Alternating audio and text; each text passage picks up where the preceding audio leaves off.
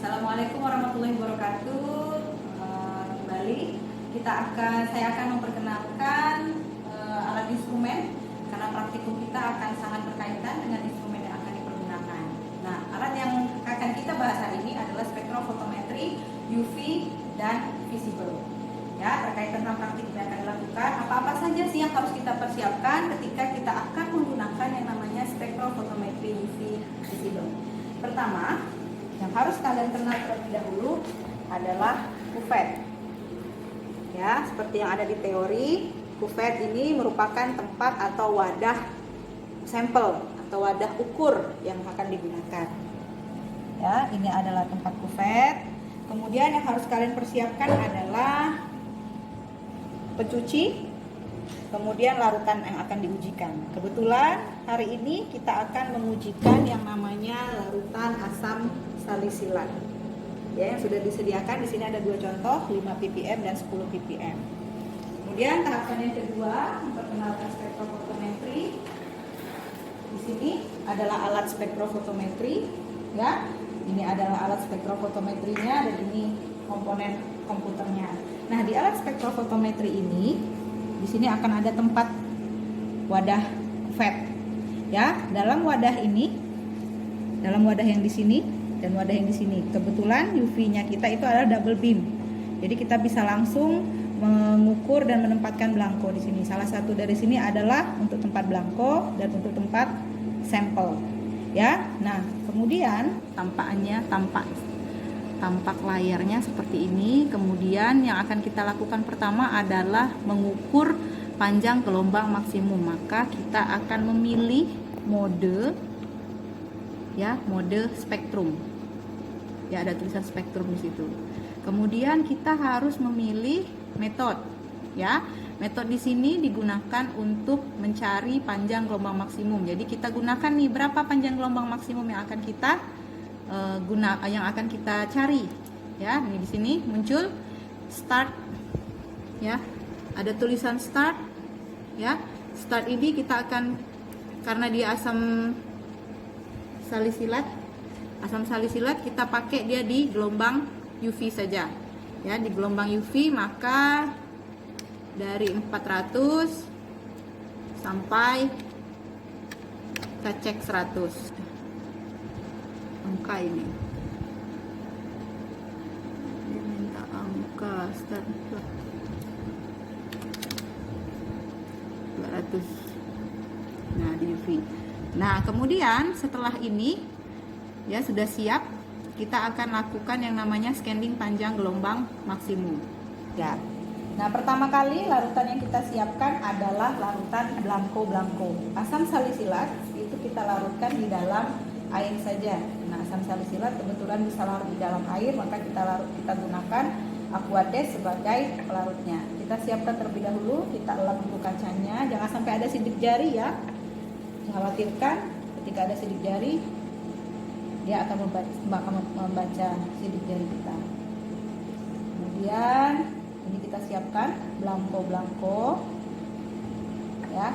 Jadi harus lebih dari separuh, kalau bisa 3/4 larutan yang digunakan untuk belangko. Nah, kita belangko kita masukkan ke kuvet, kita tutup. Kemudian kita akan baseline ya untuk mengenolkan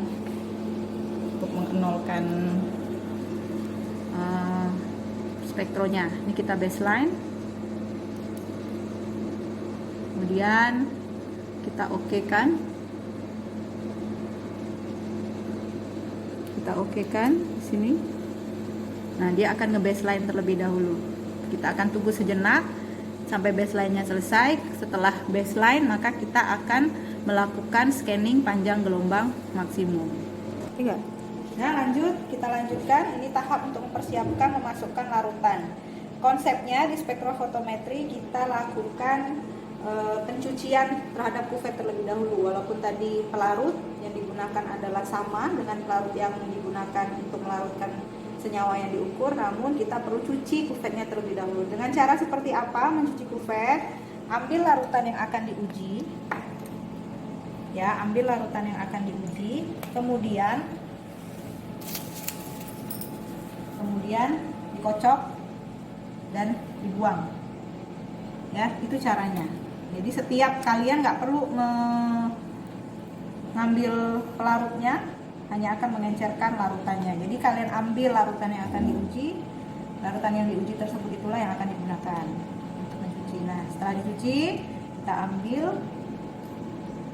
sejumlah paling tidak minimal 3/4 volume larutan masuk ke dalam kuvet.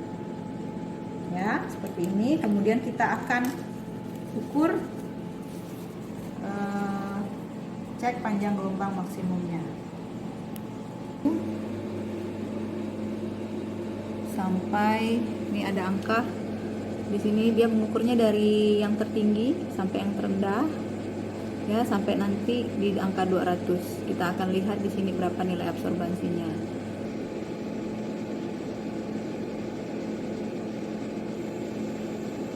Ya, kemudian di sini akan muncul menu untuk menyimpan. Ini kita simpan, ya, kita simpan. Kemudian kita akan lihat bentuknya. Nah, ini dia.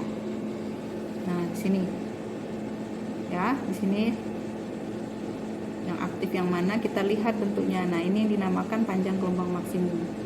Ya, dia berbentuk seperti undukan. Paling tinggi berapa? Ini dia bukan kita tidak akan melihat di sini, tapi kita fokus yang pada panjang ini. Saya akan coba perbesar di sini. Nah, ini muncul, ya, di panjang gelombang ini. Ini adalah panjang gelombang maksimumnya. Kita mau lihat, Bu, berapa sih angkanya? Angkanya itu, tunggu sebentar. Nah, angkanya itu bisa dilihat di sini. Ya, angkanya itu berada pada 296 dengan konsentrasi sekian. Ini terjadi penurunan.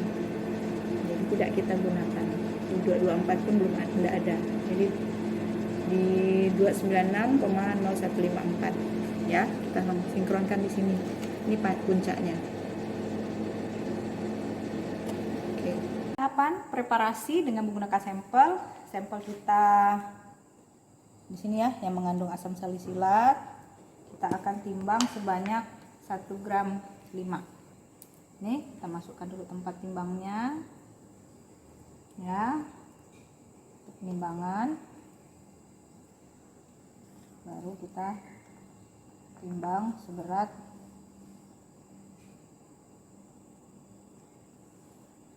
1,5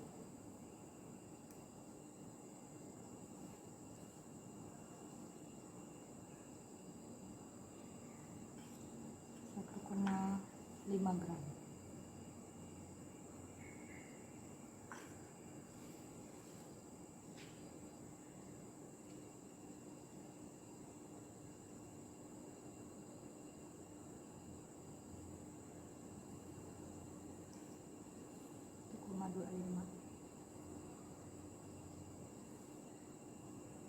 Oke, sudah.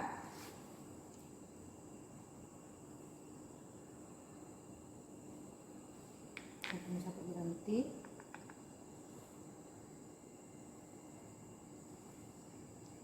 Ini kita catat. Nih, silakan. Ini kita catat nih berapa yang kita timbang. 1,256 gram. Ya. Setelah ini kita timbang, kita masukkan ke dalam beker. Ya. Kita masukkan ke dalam beker. Masukkan nih ke dalam beker.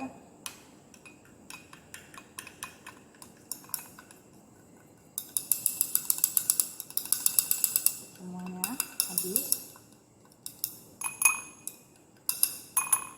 Kemudian kita tambahkan dengan metanol.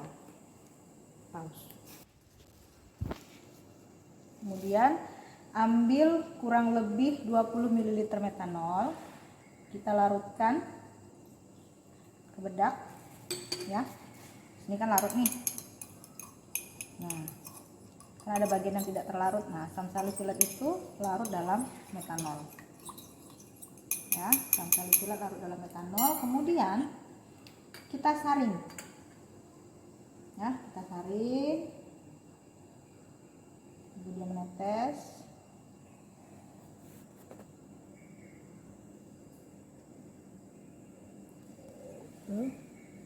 Dia akan menetes. Hasil tetesan tersebut yang kita gunakan dalam pengukuran penetapan kadar. Ya, sudah. Metanol yang digunakan metanol apa, Bu? Yaitu metanol proanalisis. Ya, ini adalah tempat isi ulang aja. Biasanya kita punya yang 2,5 liter. Ini kita isi ulang aja di sini, metanol proanalisis yang digunakan. Pakai apa, Bu? Nah, kertas saringnya itu di sini ada kertas saring ini yang biasa digunakan untuk menyaring sampel, sehingga yang diambil itu emang benar-benar bagian yang jernih, ya. Nah, kita lanjut ke pengukuran kadar dengan menggunakan spektrofotometri. Oke, kita lanjut ke tahap pengukuran terhadap sampel, ya. Tadi menggunakan baku, ini menggunakan sampel. Maka kita akan memilih UV probe yang fotometrik. Ya, kita milih yang fotometrik di sini. Keluar nggak ya tulisannya ya? Nih ada tulisan fotometrik. Ya. Kemudian kita akan masuk ke pemilihan metode.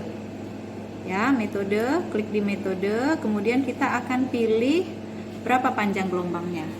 Ya. Panjang gelombang yang digunakan berdasarkan yang tadi itu adalah 296,4. 296,4. Ya, kita tambahkan di situ. Ya, yang kita gunakan di sini 296,4. Nih, 296,4. Kemudian kita lanjutkan. Ya, di sini kita pakai single point aja, kita sesuai dengan wavelengthnya. Wavelengthnya cuma 1 ya nak ya. Kita pakai ini, unitnya miligram per liter, artinya ppm. Kemudian kita tekan next. Kita lanjut.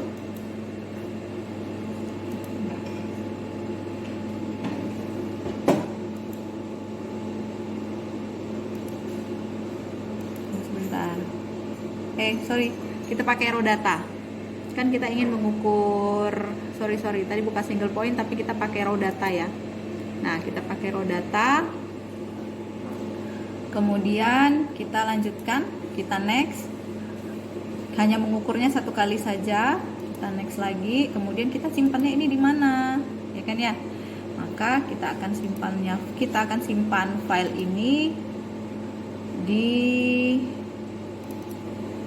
file tersebut ya. Ini kasih nama. Oke, kemudian kita simpan di sini, maka selesai. Ini adalah metode, pembuatan metode yang digunakan.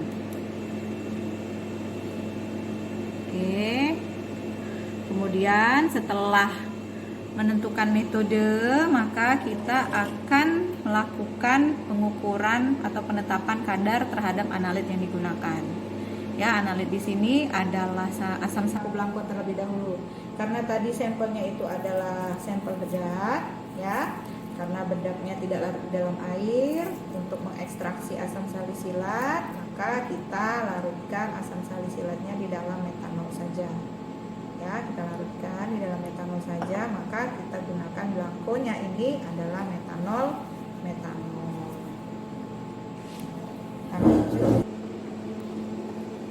Ini kita blanko terlebih dahulu untuk mengenolkan.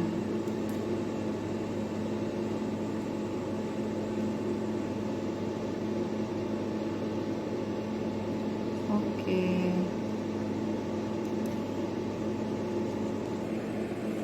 Tuh, sudah 0 ya. Oke, kita sudah 0. Oke. Sampel ID-nya kita tulis terlebih dahulu ya. Sampel ID-nya di sini salisilat 1, pengukuran salisilat 1. Tadi kita udah nge-baseline, sekarang kita coba meng-auto zerokan. Panjang gelombang sekian. Berapa? Ya.